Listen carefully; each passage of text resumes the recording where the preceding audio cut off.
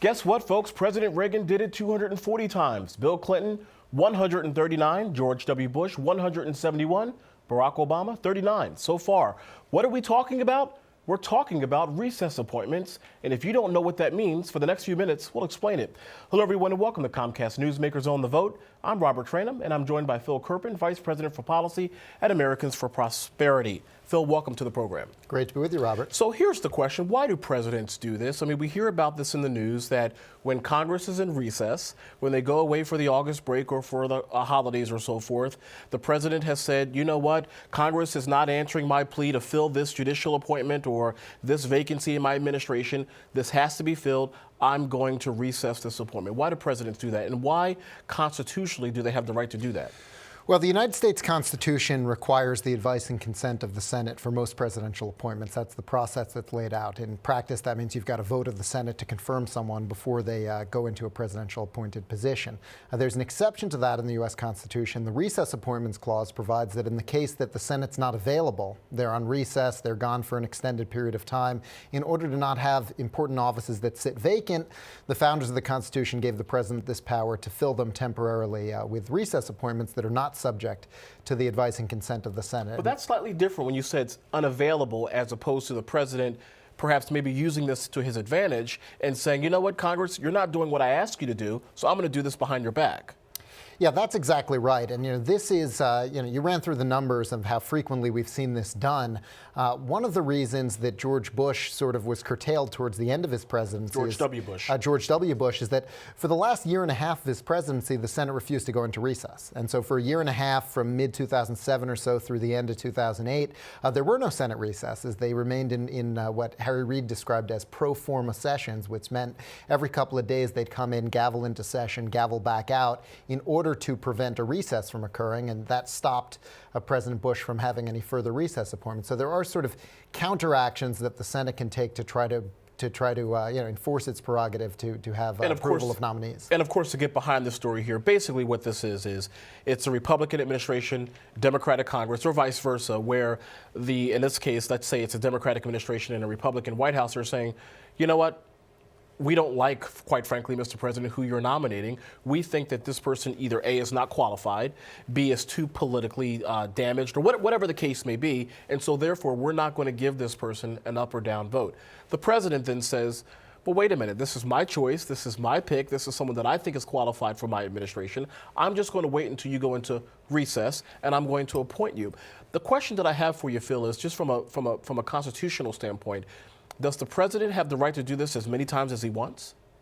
Yeah, I mean, if the Senate goes into recess, and this has become a major controversy here in the last couple of months because of something that Obama did, if the Senate, in fact, is in recess, there's really no limit on the president's ability to do recess appointments other than public opinion and political backlash and sort of the appearance that he's going around the Senate. And is that sort permanent? of that public pressure is really the only check you have on this power. Is that permanent? In other words, with that person, let's say hypothetically I'm the president, I want to recess appoint you, and I'm going to be in office for the next 3 years. Are you in that position for the next 3 years, if I so choose?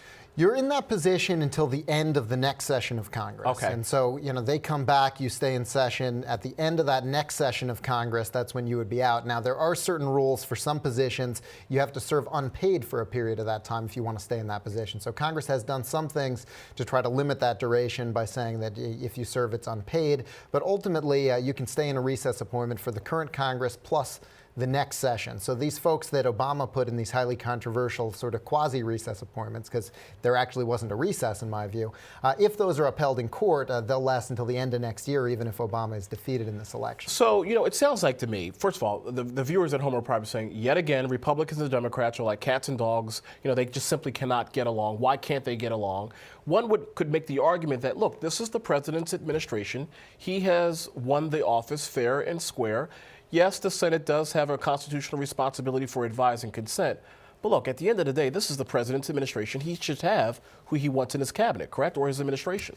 Well, I mean, I think that it's pretty important that we have checks and balances in our system of government, and that's why we've got the Senate advice and consent function for important nominees of the president. So you're a big fan of it? Well, I think it's important. You know, I think that we ought to have reform. I would support a constitutional amendment that gets rid of recess appointments but guarantees up or down votes. And I think that way we could cut through a lot of this gamesmanship that we see on both sides with these situations.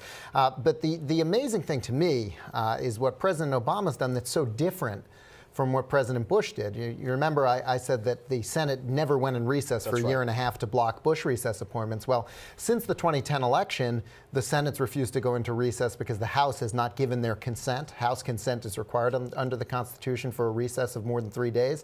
So House Republicans, taking a page out of the playbook of Harry Reid, said, we're going to block any recess because we don't want Obama to be able to do recess appointments. And what President Obama did on January 4th, it's unprecedented in the history of the country, is he said, even though the Senate does not believe itself to be in recess, they think they're having sessions every 3 days, I think it's a recess. And so I'm going to go ahead and put people in anyway. And that's really what's at the center of this dispute. Well, because there's a clash between the executive and the legislative branch there. I mean, that's basically the executive branch saying, legislative branch, you're not doing your work, so we're going to do it for you. Well, it's a little different than that. It's saying, we think that you're legally not in session, even though you think you are. And that's pretty frightening, because if you establish that the president's in charge of deciding when the Senate's in session, he might decide to make recess appointments over a weekend or over a lunch break. And so I think there's got to be some standard there. And to me, the only one that makes sense is when they believe they're in recess, is when it's a recess. So who mitigates that? That's not the Supreme Court. I mean, every branch of government is obviously separate and distinct. Well, I think that we will see the courts ultimately decide this question. And the first time, there are two agencies that Obama did this for. He did this for the new Consumer Financial Protection Bureau. He put Richard Cordray in with one of these legally suspect recess appointments. He did the same thing for two union lawyers at the National Labor Relations Board to restore a quorum there so they can do rulemaking over collective bargaining rules and certification of unions and so on. As soon as they issue a rule from either of those agencies, this will be challenged in court, and the courts will ultimately decide whether there was a recess. And, it's going to be interesting to see. I think the courts will say that there wasn't a recess, and those will be struck down, and it'll just underscore all of this gamesmanship and that we've got a pretty broken process. You said it best, a broken process. So the drama continues. Phil Kerpen, thank you very much for joining us. My pleasure. And, of course, thank you for joining us for this edition of Comcast Newsmakers on the Vote. I'm Robert Trainum. Have a great day, everybody. We'll see you next time. Take care.